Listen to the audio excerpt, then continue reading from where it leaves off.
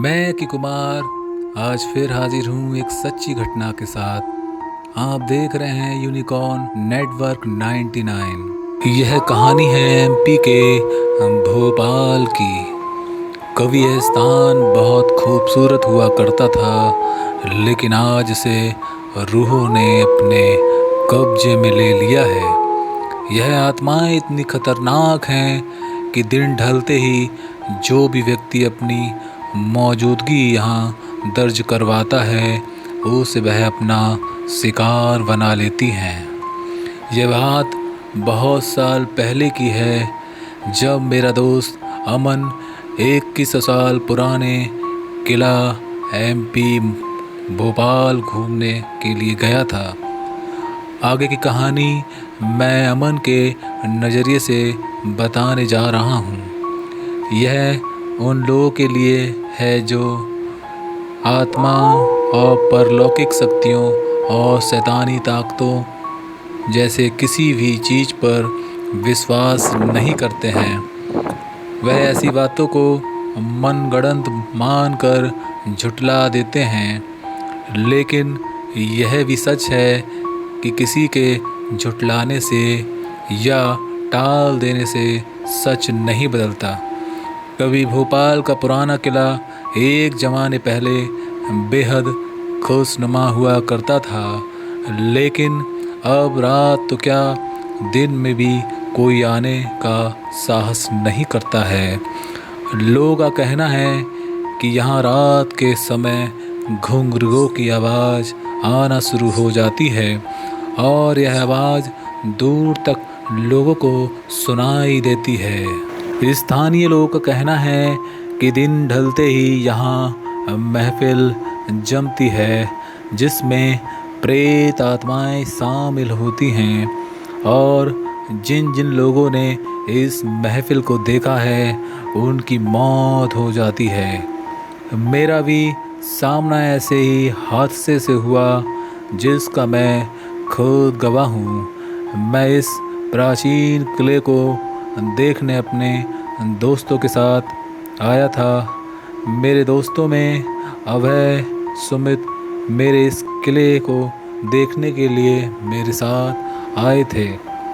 सुमित और अभय इस किले को देखने के लिए बहुत उत्सुक थे, लेकिन मुझे नहीं पता था कि हम जिस बात को काल्पनिक समझकर झुठला रहे हैं वो हमारे सामने आने वाली है। हम सुबह 11 बजे किले में जाते हैं। सभी दोस्त हम बहुत खुश थे। मैं और मेरे दोस्त किले को देख रहे थे। किले की कला देखने लायक थी। इस किले को देखकर मैं सोच रहा था और अपने दोस्तों से बोल रहा था कि कितना अच्छा किला है। मेरा दोस्त सुमित बोला, हाँ यार, किला तो बहुत अच्छा है, जिसने भी बनवाया है बहुत अच्छा बनवाया है। बात करते करते हमें एक बुजुर्ग व्यक्ति मिला जिसकी उम्र लगभग 58 से 60 साल होगी। हमने किले के बारे में उससे कुछ जानकारी ली तो उसने बताया। सबसे पहले उसने यही कहा कि 5 बजे से पहले यहाँ से निकल जाना, क्योंकि अंधेरा रहते यहाँ कोई नहीं होता। हमने उसकी बात सुनी और आगे उसने बताया कि यह किला एक कस्बे पोहरी में है और इसका कस्बा थोड़ी दूर पर है। इस स्थान को पहले कोई नहीं जानता था, लेकिन जब से समाचारों में यह बात आई है, घटनाओं के बारे में बताया गया है, तब से यह जगह चर्चाओं में है। तभी से लोगों को समझ आने लगा कि कुछ न कुछ यहाँ गड़बड़ है।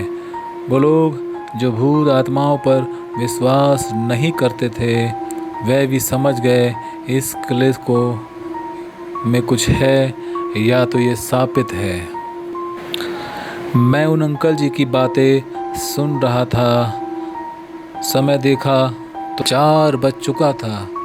मैंने अंकल जी के सामने कहा कि सुमित, हम लोग 5 बजे तक यहाँ से निकल जाएंगे, लेकिन सुमित ने कोई जवाब नहीं दिया। अब अंकल जी जा रहे थे। बोले, जाते जाते 5 बजे तक यहाँ से चले जाना। मैं ये बातें सुनकर हैरान था और डर भी रहा था। तभी सुमित बोला, क्या यार, तू बहुत डरता है। हम यहाँ से 7 बजे तक रुकेंगे, फिर चलेंगे वापस अपने मामा के यहाँ। मैं सुमित की बात सुनकर हैरान था कि यह तो ज़रूर समस्या में डालने वाला है। लेकिन अभय बोला कि सही बोल रहा है अमन, 5 बजे तक यहाँ से चलेंगे। लेकिन सुमित ने बात नहीं मानी। मैं घड़ी देख रहा था कि कितना समय हुआ है। देखा कि 5 बज चुका था। मैं डर रहा था कि अब तो 5 बज गया है। तभी सुमित बोला, क्या देख रहा है, चल ऊपर चलते हैं। और वह हमको किले के ऊपर ले गया। देखते देखते 6 बज चुका था। तभी सुमित अपने मोबाइल से फ़ोटो लेने लगा। सुमित फ़ोटो ले रहा था कि अचानक सुमित की चीख निकली। जिस दीवार पर वो फ़ोटो ले रहा था, अभय के उसके बराबर में एक परछाई अभय के साथ नज़र आ रही थी। यह फ़ोटो उसने हमें दिखाया तो मैं हैरान था कि जो हो रहा है, जो उन बुजुर्ग अंकल जी ने बताया था, वो सही है। सुमित इस समस्या को देखकर पसीने से नहा रहा था। हम इस समस्या में उलझ चुके थे। तभी घुंघरुओं की आवाज़ आती है। घुंघरुओं की आवाज़ देखकर ऐसा लगता है कि आवाज़ दूर से आ रही थी, लेकिन यह लग रहा था कि आवाज़ हमारे नज़दीक बढ़ती आ रही है। हम सभी दोस्त पसीने में नहा रहे थे। मैं इतना डर रहा था कि मैं बता भी नहीं सकता। जब हम उस आवाज़ से पीछा छुड़ाने की कोशिश करते हैं, तभी अचानक अभय का गला कोई पकड़ लेता है और अभय चिल्लाने लगता है। हम समझ नहीं पा रहे थे कि अभय को कौन ऐसे पकड़ रहा है, क्योंकि अभय हमारे सामने था। वो आत्मा जो उसका गला पकड़े थी वो नज़र नहीं आ रही थी और उसके हाथ गले पर थे। सुमित और मैं अभय को छुड़ाने की कोशिश करते हैं। बड़ी मुश्किल से उसे छुड़ा पाते हैं। तभी सुमित मुझसे बोलता है, भाई तूने सही कहा था, यहाँ से निकलो। और हम भागने की कोशिश करते हैं।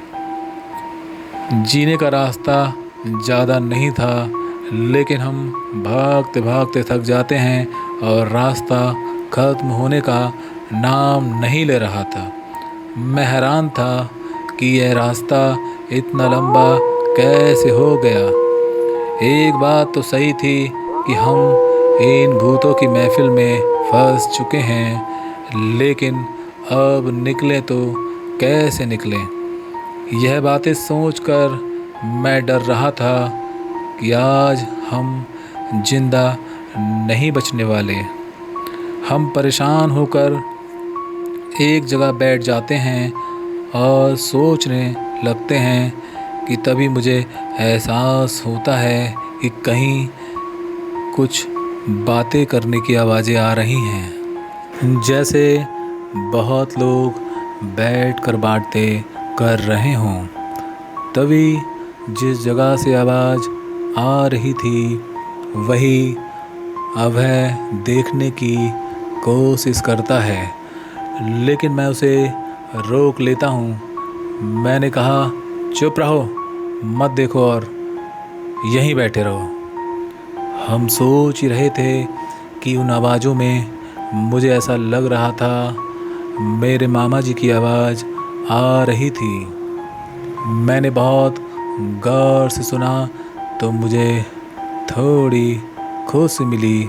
मैं समझ गया था कि मामा साथ गांव वाले के साथ आ रहे हैं। तभी आवाज़ सुमित और अभय ने भी सुनी और उनके चेहरे पर मैंने खुशी देखी।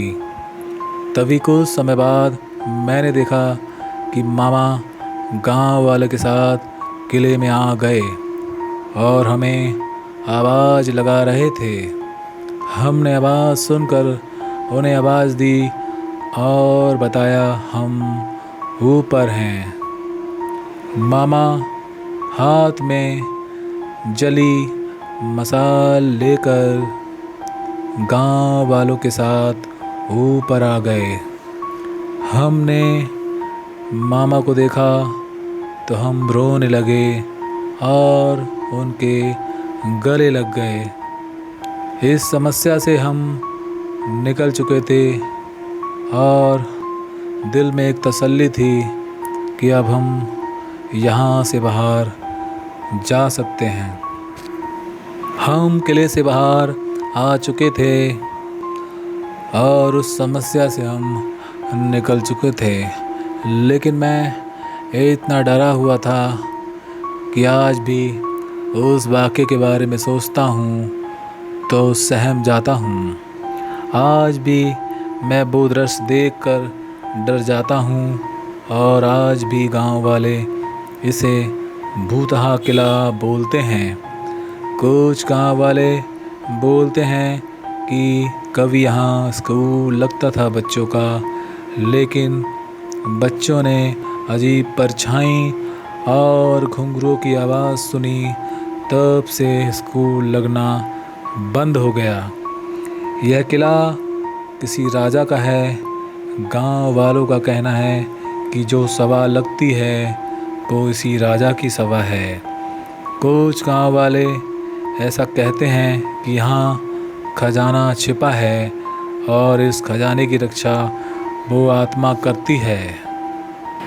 लेकिन गांव वालों की सब बातें सुनकर एक बात तो मैं आज भी मानता हूँ कि इन गांव वालों की बातें में जो सच्चाई है वो उस सच्चाई को आज भी कोई नहीं निकाल पाया है। इस सच का पता लगाने की किसी में हिम्मत नहीं है। गांव वाले आज भी वहाँ 5 बजे के बाद नहीं रुकते हैं। कहानी में बस इतना ही। अच्छी लगी तो लाइक, शेयर, कमेंट करें। ऐसी रोचक कहानी के लिए सब्सक्राइब करें। नमस्कार।